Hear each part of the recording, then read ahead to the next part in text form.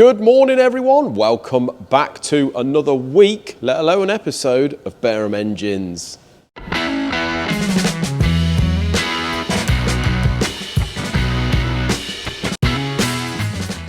Right, guys, plenty on this week, as usual. First job for me today is to continue with the Cosworth cutouts. I've just got to do the opposite side, done the inlet, it's got to do the exhaust, and that is them pistons done there for that, for Steve's Cosworth, which I've got to build. Good news on the bearings, they've arrived, I'll show you in a moment. We have fitted the liners, you'll see later on in the video, it's a bit back to front this, I'll show you me fitting the liners, guys, and what I have to do there. Just finished boring out the final one. We've got to face this block, hone about 1.5 hours out of the bores, and then that job is complete. That is that big heavy lump all done. So we have got the cylinder block for the 280Z or the 240Z, but this is the 2.8 block. We've got it in the wash. Now Wayne did tell me that he had this thing sandblasted, so I thought we'd better get all the core plugs out, all the oil way gallery plugs out. So we have got this valve here, which we have removed, that goes behind the oil filter, which we're going to have to replace because you cannot get that out otherwise. We've took the core plugs out the side of the block, and you can see there, guys, this is literally sand. This is it's absolutely full of it. So we have these solid plug oil galleries at either side of the block, which we're going to have to drill and tap at and slide hammer out. You can't leave anything to chance with these. The sand will absolutely wedge itself everywhere, so we need to get this thing fully clean because we've got to put it together. We've got to bore it out to the 3 litre, face it, and yeah, as I say, get it together, guys, once we've balanced the crank assembly. John's got to grind the crank at 1010 first, but that's Wayne's on the go. You can see here the core plugs, as nice as they look on this side, never take that that the core plugs are going to be all right, because you can see from behind where they start to rot. Usually they go from the inside out, so you can never tell by the outside. As good as they look, we always remove them and replace them, guys. So have a look through here. So this is the Cosworth for Steve here. We've got everything laid out now. As soon as I've finished them pistons, we've got the King race bearings, mains and big ends, the obviously standard thrust washers, Marla genuine. We've balanced all the rods, etc. So we're going to be dummying this thing up, getting the crank in there, and getting our piston heights right. As soon as we've done that, the cylinder head is over here. Here's the crank, obviously, it was all good. John's just polished it. This thing has been balanced. The cylinder head, I'm just going to have to do the guides on, then I can cut the seats, but you can see how well that's come out in the Vapor Blaster. It looks like a brand new cylinder head. So yeah, really nice. And then that's Steve's all done, really. We can get that all off the bench. What we got going on? We're still waiting for the crank on the Cosy. Not a lot else we can do. Isaac has blasted and faced the flywheel, and we've got the clutch cover there. It's all ready to be balanced when the new crank comes, because obviously we always balance the crank assemblies, whether it's a new crank or not. The gentleman has been on the phone this morning about the Honda, so Isaac's got it all stripped. This is a donor block that we've got to bore for the pistons that he was using. Then there's a set of rings to go in it. But you can see how scabby that is, look, behind the water pump area. So we're going to give that a good blast and the Vapor Blast to make that look like new. Isaac's little beauty coming on. Did say to him this morning, we better get that done, really. Get it up to Chris, because he's storing the car. Get him to get that engine in and get it back, really, guys. Now this Rover, guys, the story is with this. I said that this is going to be a thumbnail and title, and it more than likely probably is. By the time I've finished and edited this video, I think this is what it's going to be. So this one here, guys, is in an MGZR. So this is the 1800 with the variable valve, the VVC units on the cylinder head. And this thing has done hardly anything. I think he said it's done about 500 mile equivalent of. So he sort of run it in, done a bit of a track day or something like that, a bit of a test day, and it's done, he said that it's pressurizing the system, or using, not pressurizing, it's using the water, so when it comes back it just empties the header tank. Now we all know that these things, this has been built, he hasn't told me who's built it, and whatever's happened I do not know yet. We've got to strip it. What I normally do, is get it completely stripped, get the piston liners out, etc. Because this is a wet liner engine.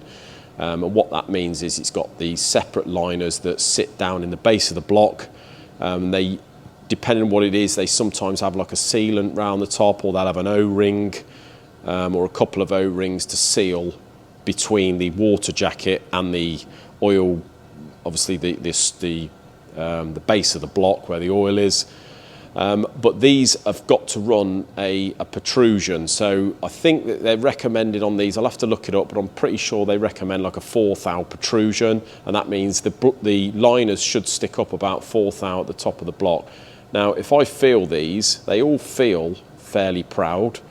But that doesn't really tell you anything why it's in this state, because when you lift the head, the liners can just lift off the base of the block slightly, so it can give you a false reading. So what I tend to do is get them stripped, get it clean, all the seals off, put the liners in, so we've got a nice, without obviously any pistons, so I know we've got a nice solid mating face, and then measure the protrusion at the top there, see what we've got, guys. The only thing I did notice when he's brought it in is looking at the block, where are we? I think it was over here. Over there looks like a bit of a black area to me, and that will be where the firing goes on the gasket. Now if we head over to the cylinder head, which is in here, you're looking on the face here, you can see the nice clean white area where it sits on that liner or on the gasket, but here in this area, so this is on number 1 on the exhaust side, you can see there where it's a bit of a dark area. Now that looks like it's blowing to me. And if you look at these cylinders compared to that, it does look very slightly different. So I would say that that is probably the reason. Now, I'm not sure whether this area looks a bit scabby. I'm not sure whether, it's obviously been faced, but whether it's a little bit rough around there, or the liner is very slightly lower around this area. So we're going to have to look out for that. This is the gasket that he was using. So this area here on the gasket would be around here. It's very difficult sometimes, you can't really tell by the gasket, but you can see here where it's a little bit dark over that area. So I would say, guys, that more than likely, if it's using water, that's probably the area where it is using water, but why, I do not know. As I say, could be a liner issue. So that's what we'll be checking out. But yeah, he's had it built, hardly done any miles at all. I know it's a race engine. I think that's why he come to us, because it was one of those where they said, well, it's a race engine, which is in some ways fair enough, but you would have expected it to do a bit more than that, especially when it's really sort of a standard setup. So yeah, we'll get this one stripped out, guys, and see what we got on those linerites. Looks like a Skyline head, mate. It is a Skyline. Not easy to set up? Well, no, not really. It's one of the, it's got the angled sort of... so you've got to find a flat surface. Yeah, so in there, there's like a channel up the middle. I'm just sort of trying this at the minute, see if it works, but there's like a channel I think that's how I've done them before in the past. Parallel bits in there. Yeah. So, got the parallels in there. Use the height gauge. Checking it's all level. Might have to shim it up a little bit at this end. It seems a little bit of gap. So this is Mikey Dove's cylinder head off his drift car. Yeah. I forget now the reason he told me why he's got it off. It was blowing, wasn't it? Blowing past the rings. Was that to do it was something to do with the valves. So I think he wants us to vacuum test the valves and see whether we've got any leakage. But yeah, just give it a very, very light lick. That's all it was really, but yeah. That is a Skyline of an RB20... 25 this one is it? It's not the big boy, but not the 26. Still pushing out fair power. That's a meaty old stud, that, isn't it? Yeah, big studs on there. Well, while you cracking with that, mate, I'm over here getting the liners in this 3-cylinder block. So this is the big tractor. And you can see I've got 2 liners in there now. So I machine this out, leaving 5 thou in the bore. I want to run a 3 thou interference, so I've put it on the hone. We've struggled to get it on the hone there and took out 2 thou. This is probably the biggest block we've had here, mate, isn't it? Yeah, big one. And I had to wrestle around our new layout. So yeah, I've got it on. I've just got one more to go. So you can see there the cutout. If I turn this liner over, you can see with a bit of effort, that flange just goes into that groove, which is ideal. So it's probably about a thou interference on the flange. All I've done, you've got to make sure these liners are very clean.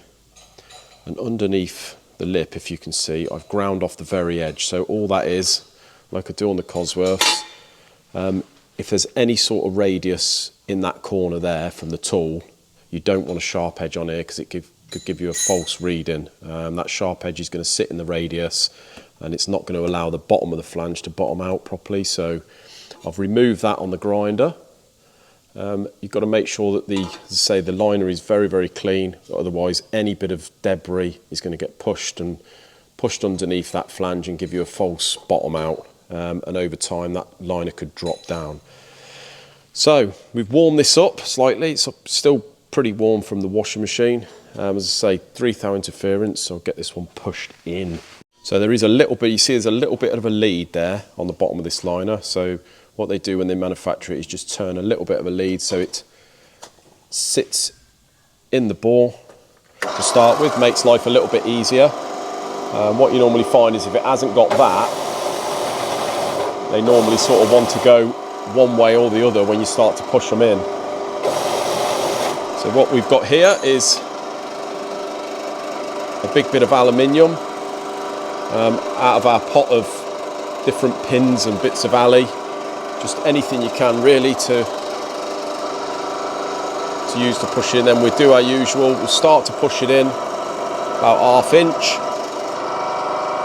And we lift up, go back down using the handle. And then we use these 2 bars and that allows it to center itself. And so you know that the thing is being pushed in square. So I'll just do it in a cross like that, and you can see the thing just start to center itself. And there we go. With about 3 thou interference, you normally find when you get sort of about 2 inches from pushing it all the way in, you get up to about 10 ton there, which is absolutely perfect. These things are obviously a semi-finished liner, so we've got to set it up in a minute and bore it out. It's probably about 1 millimetre to come out of this bore. And then we face the block. Job done. I think I've just caught Isaac ordering goodies for the Scooby Doo. You have indeed, mate. What have we got going on over here? Well, first of all, I'm trying to find that gasket. I'm not too sure whether it's that one or that one. What's that for? That's the downpipe to turbo gasket. Okay. This one says it's for twin scroll models only, which mine is. Yeah. Does look a bit like it. It's like it, but I'm looking at where these bolt holes are. I don't know whether it's very similar. I'm looking at it that way. You reckon that's the one? Oh no, it's not. Yeah, you know what I mean about the bolt holes. And it ain't that one either, is it? It's sort of, yeah, I don't know. What are the rest of the things in the basket, right? Mate, more interestingly. The rest of the basket, 10 items. 10 items?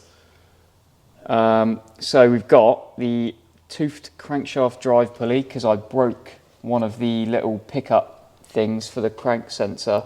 Nice. When I took it off. Well done. So I need a new one of them. 40 quid, 50 quid mistake. Never mind. Exhaust manifolds, Yeah. gaskets, which I will double check I don't have, but I've looked and I'm pretty sure I don't. Okay. Then we got a new thermostat in there. Right. 4 half moon rocker cover seals, which are the little, half moon seals that go in the heads. Oh yeah. And then I think I'm going to go for this oil sump Baffle plate. baffle. If anyone out RCM. there is familiar with the Subarus, let us know if the baffle plate in the sump is going to be a good idea. Bear in mind, I might take it on track, so... Yes. So, you know... That's the attitude. Might need it.